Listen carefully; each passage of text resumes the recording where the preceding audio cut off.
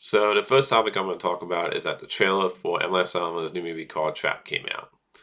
Now I'm a big M. Night Shyamalan fan, and yeah, he has a very shaky filmography track record. Like he's made some really good movies, he's made some really bad movies, but I'm always excited when there's a new movie coming out from him. And I thought this trailer was great. It looks like a really good horror thriller filled with good tension, and I just love the concept of the movie. The idea that you have this father and daughter that he takes his daughter to a concert, and the police are setting a trap to catch the killer, and it's revealed in the trailer he's a killer, and they refer to the killer as a busser. I just think the whole concept sounds really unique and different that we haven't seen in a horror film and a thriller film. So the story has me really interested. And I also love the idea that it looks like in the trailer the daughter doesn't know her father's a killer.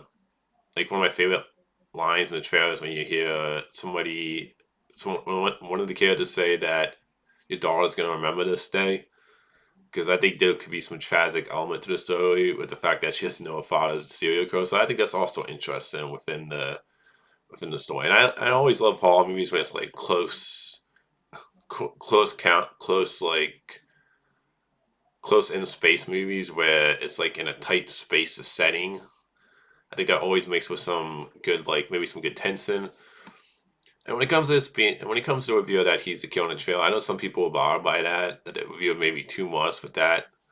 But for me personally, I remember hearing about that he was the killer, so like I already knew that ahead of time. And also, for me, I'm one of those people that's like I don't really get bothered by like how much they review on a trailer, because I have like it comes down to when I actually see the movie as a whole, the overall story and how is it pacing? Does it tell a good story? Do I really find a character compelling? Like once I actually see the movie, that's what it comes down to. Like I don't really get bothered by like how much is revealed in the trailer, because it's like you're seeing a bunch of scenes, but like if that movie ends up being really good to great, then it doesn't matter to me if they spoiled that.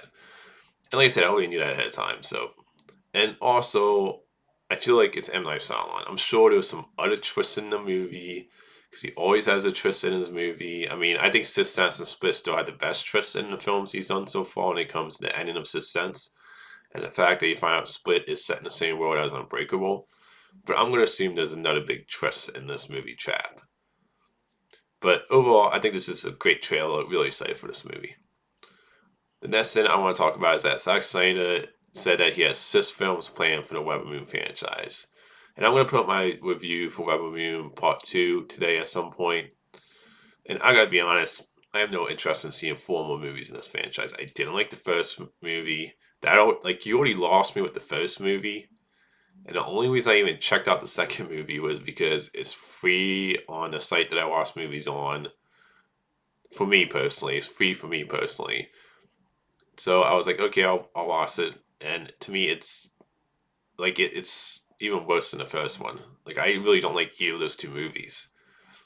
So seeing 4 movies, and plus like 6 films, I'm just like, it reminds me of like when Ridley Scott with the Alien prequels that started with Prometheus, and they canned that franchise. That idea of the franchise of doing a prequel story after 2 movies was that he had like 4 or 5 Alien prequel films planned. I'm like, I don't think you need that many movies to tell this story. Same with Fantastic Beasts. They had like Warner Brothers had like 5 Fantastic Beasts movies planned. I was just like, you don't need that many movies to tell that story. Even the first 2 Rebel Moon movies, you could have those first 2 Rebel Moon movies. That could have been just one movie. Like that didn't even need to be 2 movies. That's one of the big issues I have when you watch Part Two, is that it didn't even feel like you needed 2 movies to tell that story. Wasn't even that much of a compelling story. So is this hey, if you enjoyed or love those Rebel Moon movies, that's fantastic. Every movie has its fans. But for me personally, this franchise, I'm just like not interested in checking out anymore. And Zack Snyder, he's just I'll be honest, I wasn't interested in him as a filmmaker. I used to think he was an okay filmmaker. I never thought he was a great one, because he has like a flaws with him when it comes to him as a filmmaker, where I think he focuses way too much on style, more like more style and substance, and he seems to care more about like what looks cool in a movie than about dialogue, story, and character. And I still think his best movie was Dawn of the Dead because of the fact that that movie was written by James Gunn. He's a better writer director in my opinion when it comes to story, character, and dialogue. And just like you look at his film track record with Zack Snyder, like anytime he's written his own movies, I'll be honest, it tend to turn out to be shit.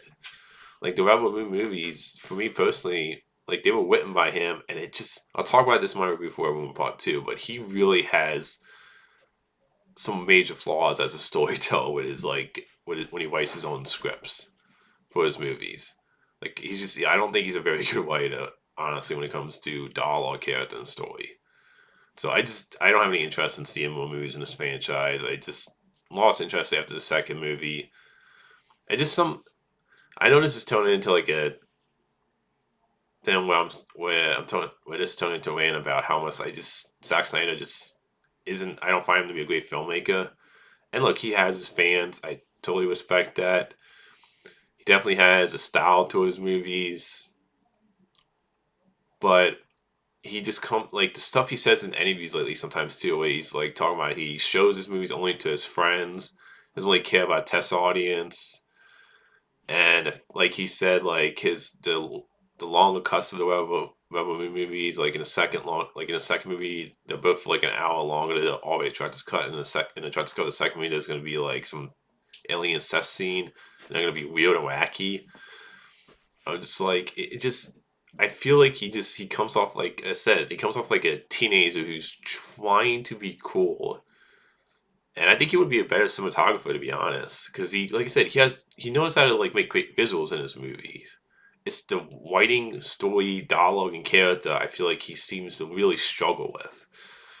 And he just seems to be the Rebel Moon movies felt like he doubled down on his worst tendencies as a filmmaker. So it's just for me personally, yeah, zero interest in seeing any more Rebel Moon movies. The next thing I want to talk about is that the Ben Affleck Daredevil movie is being put on Disney Plus on May 1st. Now, I never been a big fan of that movie. Like, I thought that movie was pretty bad. Now, if you're gonna check out that movie, I recommend you check out the director's cut of the Daredevil movie. To me, it's an improvement. Not a great movie still. It still has flaws with it, but I think the director's cut at least is a decent movie. And I also think that Disney could be doing this because of the fact you have Deadpool movie coming out. I know Jennifer Garner was confirmed to coming back as Electro, and then she denied in an interview. I still think she's gonna be back. And honestly, there's been rumors about Fox characters from X-Men movies showing up, so I could see Disney putting this on a streaming service to maybe to have people watch the movie because maybe there's some connections to that movie that you're going to see the characters or something connected to that movie since it was a Fox movie. But for me personally, it doesn't really excite me because I wasn't really a fan of that movie. And if, in my opinion, I would recommend if you're going to check out that movie, check out the Dread's cut, not the Dueco cut. The last topic I want to talk about is that the original Alien movie is getting a limited release in theaters starting April 26th. And I think this is just great news as an Alien fan. Like, I love the original Alien movie. It's one of my favorite horror movies. It's a great movie. And if you haven't checked out the original Alien movie, go check out it in the theaters. Like, I never saw it in theaters. And I think it's always cool when you can, when you're, when you're somebody who hasn't seen a movie, like an older movie, and you see it in theaters for the first time. And it's one of those movies that's so worth checking out in the theaters. And I also think this is cool to do for the Alien franchise because you have Alien Romulus coming out this year. And obviously that's taking place between Alien and Aliens, and it could be it's a nice little bonus marketing there with the fact that timelines wise it's between those two movies. So I definitely think you should check out the original Alien movie with the fact that Alien Romulus takes place after that for Aliens. So that's all the movie news today. Until next time, movie fans.